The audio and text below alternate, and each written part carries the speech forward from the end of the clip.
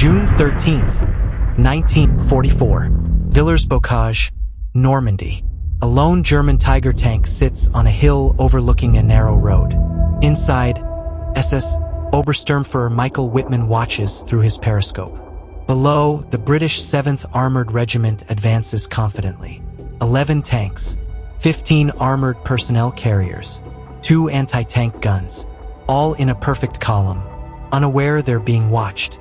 In 15 minutes, Wittmann will destroy them all. German cameramen will film the aftermath. Rows of burning British vehicles. The figure of Wittmann emerging triumphantly from Tiger 222. Within 24 hours, the footage reaches Berlin. Joseph Goebbels immediately recognizes its propaganda value. Within a week, Wittmann's face appears on every recruitment poster in the Reich. The Bavarian peasant becomes a media icon. Hitler personally awards him the Knight's Cross. But this transformation also seals his fate. His fame makes him a priority target. And in 2 months, he'll be dead, disintegrated inside his Tiger when multiple Sherman Fireflies ambush him near Cintheaux. His turret blown 10 meters from the chassis. His body charred beyond recognition. How does a propaganda hero become a marked man? What happens when the cameras that made you famous film your death? And why did it take 40 years to find his remains? Before we go further, understand this. What you're about to hear isn't glorification of German tank aces. This is documented military history, combat reports, propaganda footage, forensic evidence from battlefield excavations. Michael Wittmann was elevated to elite status by Nazi propaganda, then systematically hunted by Allied forces who studied his methods and developed specific countermeasures. If we don't share these stories, we forget how propaganda creates targets and how modern warfare turned individual skill into a liability. So hit subscribe. Make sure these lessons stay loud. The story begins not in Normandy, but in the Bavarian countryside. Michael Wittmann was born in Vogelfeld in 1914, grew up in a Germany humiliated by defeat in 1918. His youth spent working on farms, forged the meticulous character that would later distinguish him in combat. In 1937, his attraction to elite forces led him to voluntarily enlist in the Leibstandard SS Adolf Hitler, a unit that initially protected the Führer. His initial rise was gradual but steady. During invasions of Poland and France, Wittmann demonstrated exceptional skills as an artilleryman, remained largely unknown in collective victories. His true rise began on the vast Soviet steppes, where combat conditions favored the long-range ambushes that would become his specialty. The transfer to the Tiger I tank in 1942 marked the decisive turning point. This war machine, with frontal armor impervious to most Allied anti-tank weapons, was the perfect instrument for a commander of his temperament. Wittmann not only mastered the vehicle's technical aspects, he developed a tailored tactical doctrine that maximized its strengths. His combat method combined extreme patience with sudden violence, preferred to establish firing positions from natural elevations or forest edges, waited until enemy columns were within ideal range before opening fire. His instinctive understanding of the 88mm gun's ballistics allowed him to calculate corrections for different ranges without measuring instruments. During the Battle of Kursk in July 1943, Wittmann achieved notoriety within specialized military circles. In a single day of combat, his Tiger destroyed 30 Soviet armored vehicles, while operating under constant enemy artillery fire. This feat demonstrated not only technical mastery but composure that impressed even veterans hardened by years of combat. However, the episode that catapulted him to worldwide fame occurred on June 13, 1944, Villers-Bocage, Normandy. That morning, members of the British 7th Armored Regiment advanced confidently along the main road. Unaware that a lone Tiger was watching from a nearby hill, Wittmann, commanding Tiger 222, launched his attack with surgical precision. In 15 minutes of sustained fire, he completely annihilated the enemy formation. 11 tanks, 15 armored personnel carriers, 2 British anti-tank guns, reduced to smoking wrecks.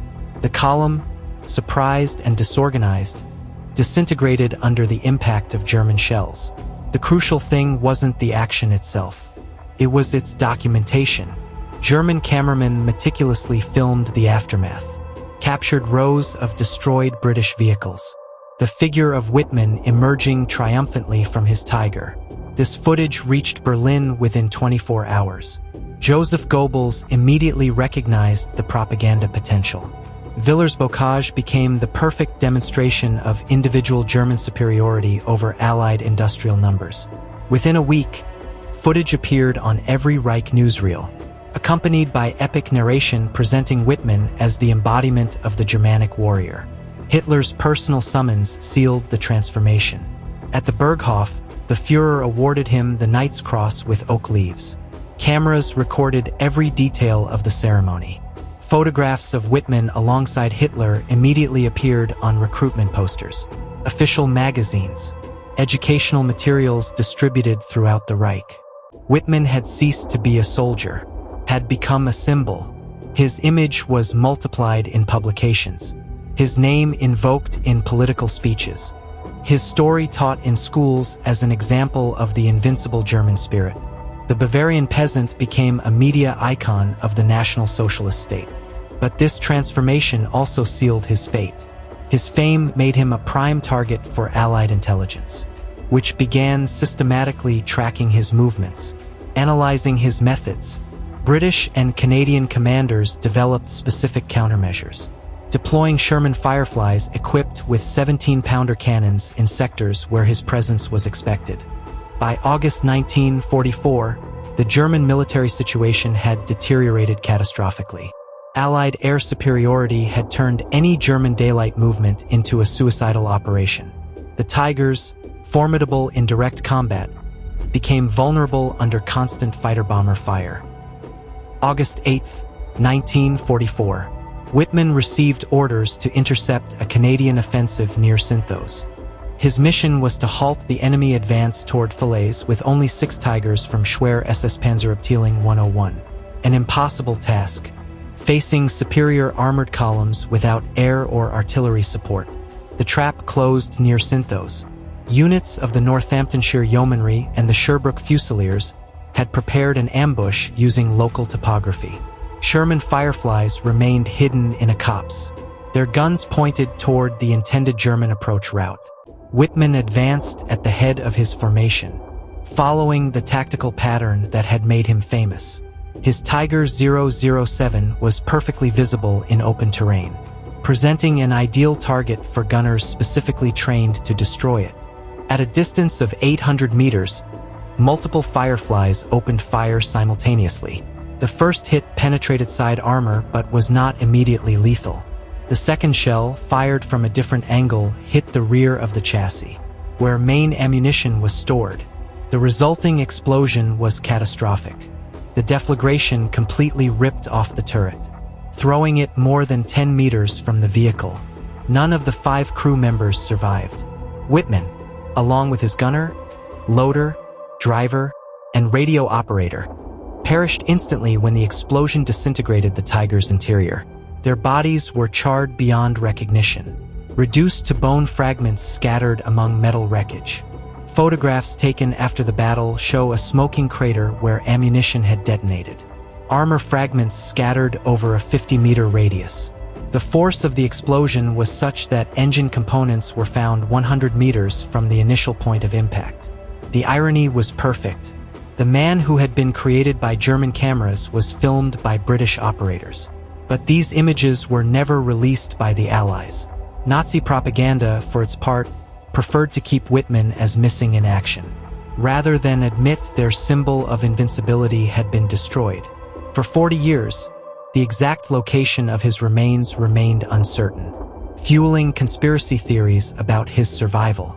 It was only in 1983 when historian Jean-Paul Pallad organized systematic excavations that dental fragments were located. Matched Wittmann's medical records.